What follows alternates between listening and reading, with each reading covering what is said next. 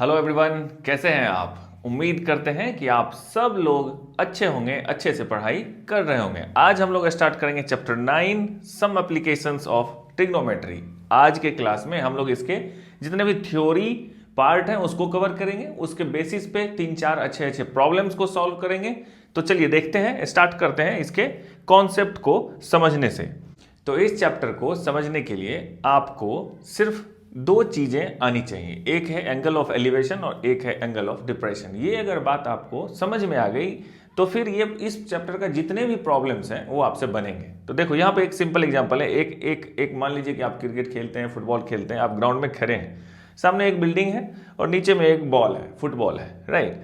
तो यहाँ से ये दो काम कर सकता है, करने के लिए बहुत सारा काम कर सकता है, लेकिन यहाँ से अभी क्लास के लिए यहाँ से ये फुटबॉल को देख सकता है और इस बिल्डिंग को देख सकता है। बिल्डिंग में पर्टिकुलर कहीं पे भी देख सकता है, सेकंड फ्लोर, थर्ड फ्लोर, जो भी हो। तो यहाँ पे ये देखो कि ये आदमी यहाँ पे खड़ा है इतने हाइट पे, और ये बिल्डिंग यहाँ पे है, यहाँ पे ये एक देख रहा है और इसका आंख यहाँ पे है, मान लो, ठीक है। तो यहाँ से वो नीचे की तरफ देख रहा है और एक ऊपर की तरफ देख रहा है, ठीक है। और यहाँ से एक स्ट्रेट लाइन जो जमीन है यहाँ पे, ये है इसके हॉरिजेंटल, ये लाइन ऐसे है। बस ये तीन बातें अगर आपको दिमाग में सेट हो गई तो और कुछ है ही नहीं यहाँ पे, ठीक है। तो जो हॉरिजेंटल लाइन है वो इंपॉर्टेंट है। दूसरा, आप जिसको देख रहे हो, जिस जगह को देख रहे हो वो इंपॉर्टेंट है। वो लाइन, आप यहाँ से फुटबॉल को देख रहे हो, ये लाइन इंपॉर्टेंट है। या आप इस बिल्डिंग को देख रहे हो, ये लाइन इंपॉर्टेंट है। बस ये बात अगर समझ में आ गई तो इसका मतलब हो गया कि अगर आप नीचे देख रहे हो, अगर आप नीचे देख रहे हो यहाँ पे, तो ये हॉरिजेंटल लाइन और ये वाला जो एंगल बना, ये एंगल ऑफ डिप्रेशन बना। और ये एंगल जो बना, जो ऊपर की तरफ जब आप देखोगे तो वो एंगल ऑफ एलिवेशन, नाम से ही पता चला डिप्रेशन, ठीक है। तो वो नीचे की तरफ हो गया और ये एलिवेशन ऊपर की तरफ हो गया। सिंपल सी बात है, ये दोनों चीज आपको समझना है। यहाँ पे अगर आप डेफिनेशन देखेंगे तो यहाँ पे लिखा हुआ है कि horizontal line, line of site and looking up, ये तीन इंपॉर्टेंट पॉइंट है। लुकिंग अप मतलब ऊपर की तरफ देखना है आपको। हॉरिजेंटल लाइन जो जमीन से आप सीधा खींचेंगे इस तरह से, वो एक लाइन हो गया। और आपको लाइन ऑफ साइट, ये जो दिख रहा है यही लाइन ऑफ साइट है। सिंपल सी बात है। इस चीज को समराइज करो, सिंपल सी बात है, और इसमें कुछ नहीं है, ये कहानी नहीं है।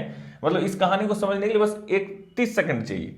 मान लो कि यहाँ पे आप खड़े हो, ये आपकी हाइट है, ठीक है, ये आप खड़े हो, ठीक है। यहां से आप ऊपर देख रहे हो, यहां से आप नीचे देख रहे हो, ये जमीन है ना, ये इस तरह से। तो यहां से एक हॉरिजेंटल लाइन इस तरह से खींच दो। हॉरिजेंटल लाइन मतलब जमीन के जस्ट पैरेलल लाइन, आपके आंख के ठीक जमीन से पैरेलल, ये लाइन हो गया। तो इस यहां से ये वाला एंगल एलिवेशन हो गया, ठीक है, और ये वाला एंगल डिप्रेशन हो गया। बस दैट्स इट, यही चीज समझना है। इसको और आगे देखेंगे, ठीक है। तो ये बातें आपको समझ में आनी चाहिए। इसी से क्यों इतना मैं इसको क्यों एक्सप्लेन कर रहा हूं, क्योंकि ये वर्ड वाले प्रॉब्लम आते हैं आपको एलिवेशन, एंगल ऑफ एलिवेशन और डिप्रेशन में कंफ्यूज कर जाओगे आप जब प्रॉब्लम बनाओगे। तो ये चीज आपको समझना होगा। देखो यहाँ पे ये आपके बुक का एग्जाम्पल है, सिंपल। ये एक मीनार है यहाँ पे, यहाँ से यहाँ पे आप खड़े हैं, यहाँ पे एक छोटा सा बंदा खड़ा है, इसका हाइट है यहाँ पे कुछ, ठीक है। तो इसके आंख से यहाँ से ये ऊपर की तरफ देख रहा है, तो यहाँ से एक लाइन इधर गया, तो ये वाला एंगल जो बना, ये वाला एंगल, ये हो गया एंगल ऑफ एलिवेशन। यहाँ पे देखो ये एक हॉरिजेंटल लाइन इस तरह से खींचा हुआ है, मतलब ये मान लो कि थोड़ी देर के लिए ये जमीन है, ठीक है, ये जमीन है। यहाँ पे एक आदमी खड़ा है, ठीक है, ये खड़ा है यहाँ पे। तो इसके आंख से जस्ट एक पहले पैरेलल लाइन, जमीन के पैरेलल लाइन खींच दिया हमने, ये हो गया हॉरिजेंटल लाइन। अब किस चीज को देखना है, यहाँ पे मान लो एक ऑब्जेक्ट है, इस आंख से मतलब जहां से आप देख रहे हो उस ऑब्जेक्ट को देखो, ये हो गया लाइन ऑफ साइट और ये हो हॉरिजेंटल लाइन। इन दोनों के बीच का जो एंगल हो गया, यही हो गया angle of elevation. That's it, और कुछ नहीं सोचना है इसमें। इसको समराइज कर लो माइंड में कैसे। ऊपर की तरफ देखेंगे तो ऐसे जो सीधा हो गया, देखो इधर देखो, आपको मैं देख रहा हूं, ये हो गया हॉरिजेंटल लाइन। ऊपर देखेंगे तो यहां से ये वाला जो एंगल बनेगा, जिस चीज को देख रहा हूं वहां तक, ये एंगल एलिवेशन। अगर मैं नीचे देख रहा हूं तो ये हॉरिजेंटल लाइन, और जहां देख रहा हूं फिर ये वाला लाइन, ये वाला जो एंगल बना, angle of depression. That's it, इसको समझ गया, बात खत्म है। अब देखो यहाँ पे एंगल ऑफ डिप्रेशन वही चीज है। यहाँ पे एक इंसान खड़ा है इस हाइट पे, यहाँ पे इसका आंख है ना, यहाँ पे, यहाँ से ऑब्जेक्ट को ऐसे देख रहा है, तो हॉरिजेंटल लाइन ऐसा है, जमीन से जो पैरेलल लाइन है। इन दोनों बीच का जो एंगल बन रहा है यहाँ पे, ये हो गया angle of depression. That's it. इसका यूज कहाँ होता है? बहुत सारे एप्लीकेशन ऑफ ट्रिग्नोमेट्री ही है ये। जो लोग आपको बोलते हैं कि साइन थीटा कॉस थीटा का कहीं जीवन में यूज नहीं हुआ, वो आप यहाँ पे आराम से उनको दिखा सकते हैं कि हम कैसे एक ऊंची बिल्डिंग का हाइट यहाँ बैठे बैठे नीचे में खड़े खड़े जमीन पर हम निकाल सकते हैं, ठीक है, किसी भी चीज का। तो यही यहाँ पे, ये बंदा यहाँ पे खड़ा है, यहाँ से देख रहा है, ये ऐसे है, तो ये अगर ऐसे देख रहा है तो ये वाला एंगल बनेगा, अगर ऊपर देख रहा है तो ये वाला एंगल बनेगा। सिंपल सी है, ठीक है। अब देखो इसमें कुछ है नहीं डिस्कशन करने के लिए, तो इसका मैं एक एग्जांपल लिया हूं, ये एनसीईआरटी का एग्जांपल 1 है, आपके बुक में आप देखिएगा, ये एग्जांपल 1 है। इसमें आप देखो इसका यूज क्या है, फिर इसके बहुत सारे प्रॉब्लम्स नेक्स्ट क्लास में हम लोग डिस्कस करेंगे। A tower stands vertically on the ground, इसको पढ़ के आपको फिगर बनाना पड़ेगा, ये सबसे इंपॉर्टेंट पार्ट है। तो एक टावर है, ठीक है, ये जमीन है, ये जमीन है, ये टावर खड़ा है, stand vertically on the ground from a point on the ground which is 15 metre away from the foot of the tower. अच्छे से क्वेश्चन पढ़ो, इस क्वेश्चन को आधा टाइम क्वेश्चन पढ़ने में ही लगाना चाहिए। ये हो गया फुट, यहां से एक पॉइंट है, कितनी दूर पर? 15 मीटर की दूर पर। तो मान लो ये एक पॉइंट, मान लो ये पॉइंट P है, और यहां से इसका डिस्टेंस हो गया 15 मीटर इस पॉइंट का, ठीक है। The angle of elevation of the top, angle of elevation, ये पॉइंट यहां पे यूज करो, देखो elevation of the top of the tower, top मतलब यहां पे देख, तो अब यहां पे कोई आदमी या इस पॉइंट से इस टावर को तो कहीं भी देख सकता है ना, यहां देख सकता है, यहां देख सकता है, यहां कहीं भी, लेकिन वो बोल रहा है टॉप ऑफ द टावर। तो यहां पे जो एंगल ऑफ एलिवेशन बन रहा फाउंड हुए 60 डिग्री, यानी कि इसको अगर आप इस तरह से मिलाएंगे तो ये जो एंगल बना, अब देखो यहां से देख रहा है, यहां पे कोई आदमी नहीं, इस पॉइंट से देख रहा है, ठीक है, तो यहां पे खड़ा करने की जरूरत नहीं है आदमी को, इस पॉइंट से देख रहा है, तो हॉरिजॉन्टल लाइन ये जमीन खुद हो गया। यहां से ऊपर की तरफ देख रहा है ऐसे, तो एलिवेशन ये वाला एंगल, ठीक है, तो ये दिया हुआ है 60 डिग्री। अब ये पूछ रहा है, ये इसको P मान लो, इसको Q मान लो, इसको R मान लो अपने मन से, ठीक है। Find the height of the tower, अब इसका हाइट आपको पता करना है। तो अब यहां पे जो मैं पहले बोला था कि जरूरत किस चीज की पड़ेगी भाई, जो आप पिछले क्लास में पढ़ चुके हैं, कौन सा क्लास था वो, इंट्रोडक्शन ऑफ ट्रिग्नोमेट्री। उसमें क्या क्या पढ़े थे हम लोग, पंडित बद्री प्रसाद हर हर बोले, और ये किस चीज का था, साइन कॉस एंड टेन, ठीक है। तो यहां पे अब आपको कॉमन सेंस में बोला था, उसकी भी जरूरत है। क्यों जरूरत है, देखो ये 15 दिया हुआ है और इसकी हाइट हमें चाहिए। तो अब कौन सा वो ट्रिग्नोमेट्रिक रेशियो हम लोग जानते हैं जिसमें अब इस एंगल से देख रहे हैं, तो इसके लिए ये वाला P हो गया। आप नहीं देखे हैं तो पहले चैप्टर 8 का पूरा वीडियो देखिए अच्छे से। ये P हो गया, ये अपना क्या हो गया, H हो गया, और ये B हो गया। इस एंगल से यहां से जब देख रहे हैं, तब यहां से देखेंगे, इस एंगल की बात होगी तो उसके लिए P ये हो जाएगा, B ये हो जाएगा। ये सब हम लोग डिस्कस कर चुके हैं, राइट।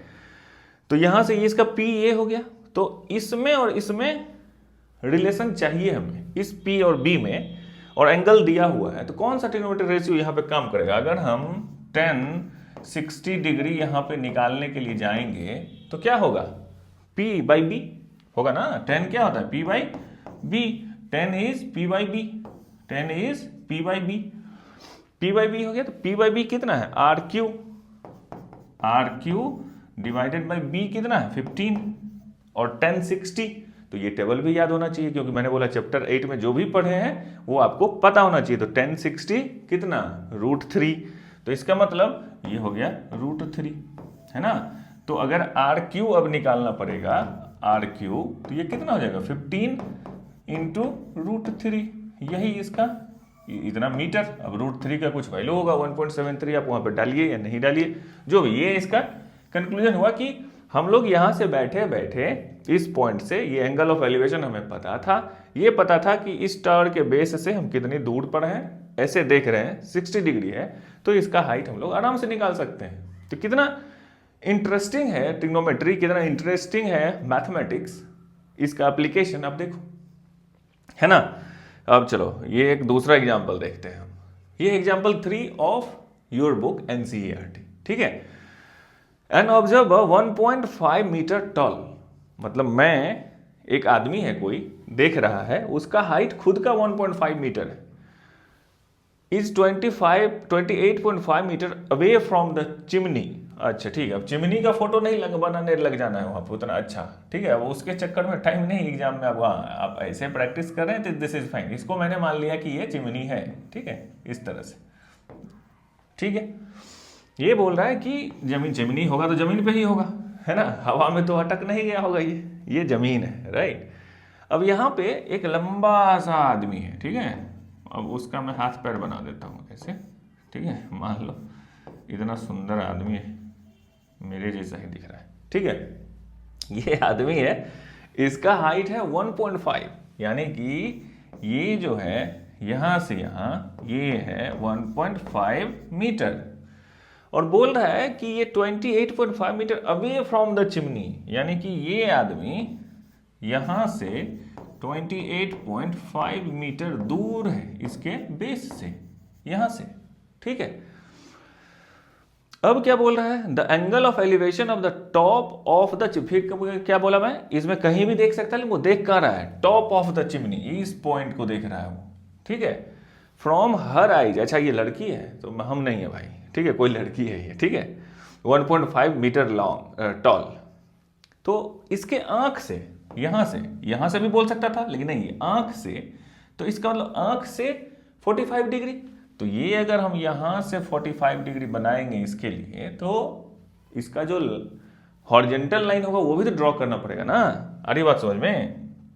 तो इसका जो हॉरिजॉन्टल लाइन होगा वो पृथ्वी, ये जो अर्थ है, जो इसके क्या बोला था मैं, पैरेलल, तो इसके ठीक पैरेलल यहां पे लाइन खींच दिए। ये हो गया लाइन ऑफ साइट, जिसको देख रहा है वो, है ना, लाइन ऑफ साइट, ठीक। ये है हॉरिजॉन्टल लाइन अपना, आ रही बात समझ में। इसमें कुछ है नहीं ज्यादा बुद्धि लगाने का, सिर्फ कॉमन सेंस। हॉरिजॉन्टल लाइन, ये एंगल बोल रहा है कि भाई साहब ये है 45 डिग्री। अब क्या बोल रहा है, what is the height of the chimney, ठीक है। अब जो है यहां पे बोल रहा है कि इसका हाइट कितना है, ये बताओ इसका हाइट, ठीक है। तो अब मान लिया, इस पॉइंट को हमने मान लिया ए, इस पॉइंट को मान लिया बी, इस पॉइंट को मान लिया सी, इसको मान लिया डी। ये एक पॉइंट, इसको एक लाइन की तरह ट्रीट करना है, ठीक है, ये एक लाइन है, ठीक। तो ये हो गया D.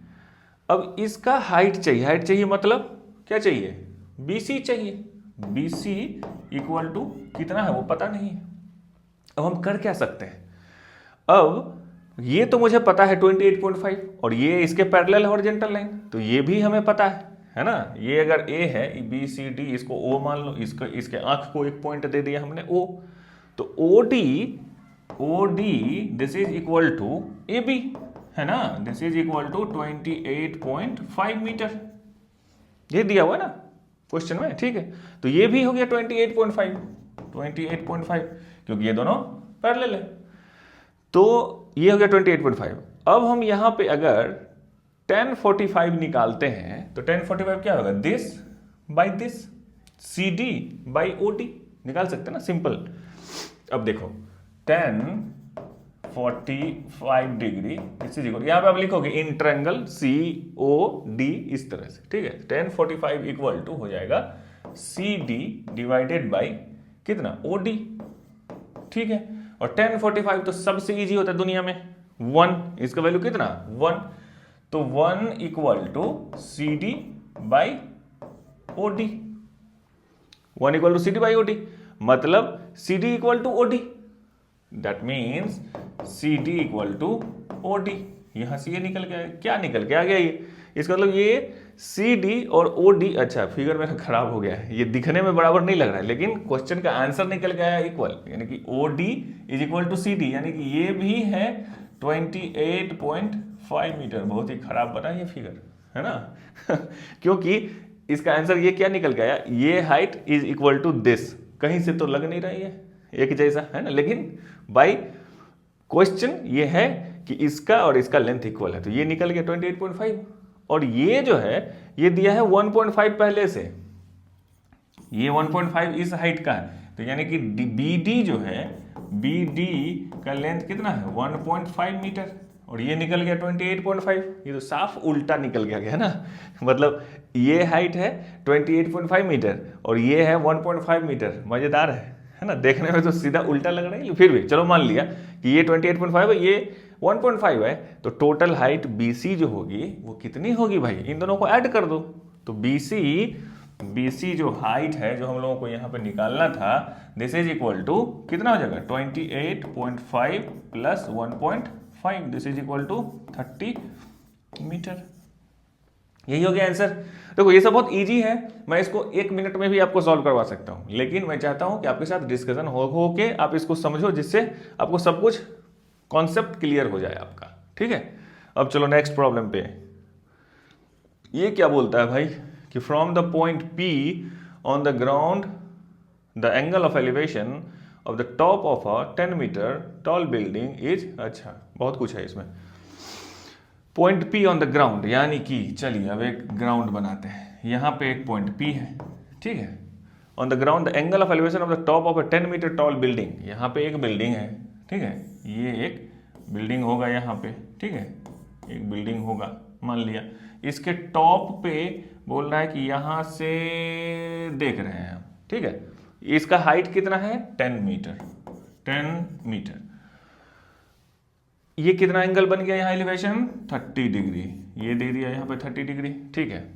A flag is hosted, अच्छा इसके ऊपर एक तिरंगा है, इधर यहाँ पे एक तिरंगा झंडा है मान लिया, ठीक है, यहाँ पे। अब ये बोल रहा है कि angle of elevation of the top of the flag, अब यहां से फिर हम इसके टॉप को देख रहे हैं दूसरी बार यहां पे, तो वो एंगल बन रहा है कितना 45, यानी कि ये वाला एंगल बन रहा है 45 डिग्री, ठीक है। अब बोला find the length of the flag, अच्छा इसका आपको चाहिए लेंथ, मान लिया x, ठीक है, इसको मान लिया P O A B, कुछ भी नाम दे रहा हूं मैं रैंडम, आपकी अपनी इच्छा, आप जो भी दें, बात है समझने की, ठीक है। अब बोल रहा है find the length of flag and the distance of the building, अच्छा ये भी चाहिए, इसको भी OP इक्वल टू भी कितना चाहिए वो ये पूछ रहा है, यहां से इसका डिस्टेंस, ठीक है, distance of the building from the point P, यहां से ये डिस्टेंस कितना है। अब ये कैसे बनेगा, अब देखो ये है 30 डिग्री, 30 डिग्री है तो tan cot ही इसमें यूज होता है, लोग इजीली, क्योंकि 10 पहले बोला जाता है तो लोग 10 यूज कर लेते हैं, कॉट भी यूज करो, कॉट का मतलब क्या है दिस बाई दिस, 10 का मतलब दिस बाई दिस, दोनों में से बात बराबर है, कोई अंतर नहीं है, ठीक है।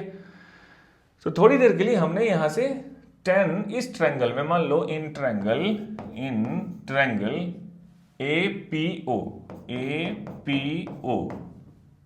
10 30 degree is equal to AO divided by OP, this is equal to AO 10 metre का बिल्डिंग दिया हुआ है वो, तो उसको यूज कर ले हम लोग 10 बाई OP, ठीक है। और 10 30 का वैल्यू कितना 1 by √3, this is equal to 1 by √3, this is equal to 10 by OP। It means कि OP this is equal to 10 √3। यहां से क्या निकल के आ गया कि OP इक्वल टू 10 √3। ये तो सिंपल है, ये तो डिस्टेंस निकलेगी direct, the distance of the building from the point P। तो यहां से इसका डिस्टेंस अपना आ गया कितना 10 √3 मीटर, जो भी हो, ठीक। अब चाहिए इसका हाइट, ये x। अब यहां पे तो कोई 90 डिग्री वाला एंगल ट्रायंगल दिख नहीं रहा है, क्या करेंगे हम। अब हम कर सकते हैं, एक दूसरा एंगल भी दिया गया है प्रॉब्लम में, क्या दिया है 45। तो नाउ इन ट्रायंगल, यहां पे देखो इन ट्रायंगल, बड़ा वाला ट्रायंगल कौन सा BPO, यहां पे अगर 10 45 निकाल दिया जाए तो क्या होगा वो सोचो, 10 45 दिस इज इक्वल टू कितना हो जाएगा OB बाई PO या OP जो लिखो आप, ठीक है। अब देखो 10 45 का वैल्यू कितना 1, OP निकाल चुके हम लोग 10 √3, और OB तो निकाल ही सकते हैं, सिंपल है, इसमें तो कुछ करना ही नहीं। तो फिर तो 10 45 इक्वल टू हो गया 1, this is equal to OB divided by PO is कितना, PO मतलब OP मतलब 10 √3। अरे बाबा, तो OB इक्वल टू भी 10 √3 ही आ गया, वाह मजेदार है।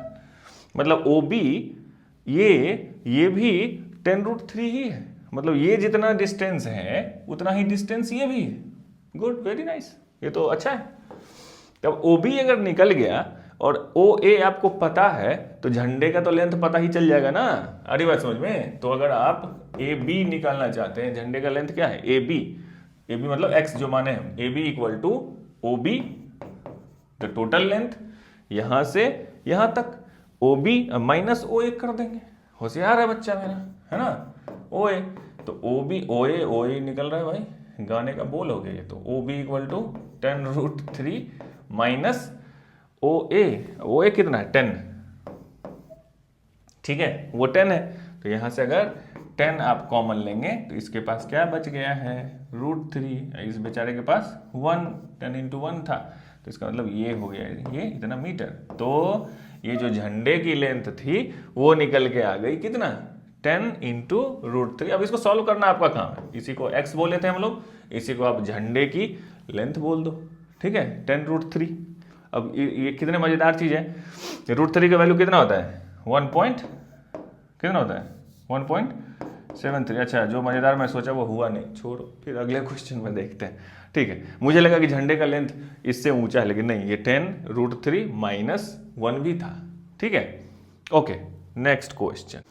अब देखो ये है एक इंपॉर्टेंट, इसमें है एंगल ऑफ डिप्रेशन। अभी तक हम लोग एलिवेशन को ही हमेशा देख रहे थे, अब इसको देखेंगे। इसमें देखो इसमें क्या है कि एक छोटा सा बिल्डिंग है यहाँ पे, है ना, और एक बड़ा सा बिल्डिंग है यहाँ पे। इसका हाइट दिया हुआ है 8 मीटर, ठीक है, और उसका हाइट निकालने बोल रहा है, इसका भी लेंथ निकालने और डिस्टेंस निकालने बोल रहा है। इसमें है क्या कि यहाँ से कोई आदमी खड़ा होकर, वहां से खड़ा होकर यहाँ पे देख रहा है और इस बिल्डिंग के टॉप और बॉटम को देख रहा है। ये जो छोटा वाला बिल्डिंग है ना, इसके टॉप को और बॉटम को। तो यहां से जब देख रहा है तो ये वाला एंगल जो बन रहा है इसका वो 30 डिग्री बन रहा है, और ये जो बड़ा वाला एंगल बन रहा है ये वाला, ठीक है, ये बन रहा है 45। ये तो ऐसे ही कॉमन सेंस है ना, ये छोटा वाला है तो ये 30 डिग्री, ये बड़ा वाला है तो 45 डिग्री, ठीक है। लेकिन इसके सामने कोई ट्रायंगल तो है नहीं, तो अब हम लोग यूज करेंगे अपना कॉमन सेंस जो 9th में पढ़े, 8 में पढ़े कि दो पैरेलल लाइन, ये देखो ये है क्या पैरेलल, है ना, हॉरिजॉन्टल लाइन यही ना, यहां से ये आदमी देख रहा है हॉरिजॉन्टल लाइन है। तो अगर दो हॉरिजॉन्टल लाइन रहती है इस तरह से और इस तरह से हम यहाँ पे देख रहे हैं, तो ये वाला जो एंगल किधर गया, ये वाला एंगल, यहाँ पे ये वाला एंगल बन रहा है, तो ये वाला एंगल और ये वाला एंगल ये दोनों इक्वल होता है ना। तो इसका मतलब ये जो छोटा वाला एंगल बन रहा है तो ये हो गया 30 डिग्री, और ये वाला जो एंगल यहाँ पे बन रहा है ये हो गया 45 डिग्री। आ रही बात समझ में। तो ये आपको बनाना पड़ेगा, उसको अब एलिवेशन वाले में कन्वर्ट करना पड़ेगा। देखो इस तरह से कन्वर्ट हो गया है ना, सिंपल। तो अब क्या करना है यहाँ पे, इस ट्रायंगल में, इन ट्रायंगल PAC में अगर आप जाओगे 1045 निकालोगे, 1045 degree, this is equal to PC by AC, ठीक है।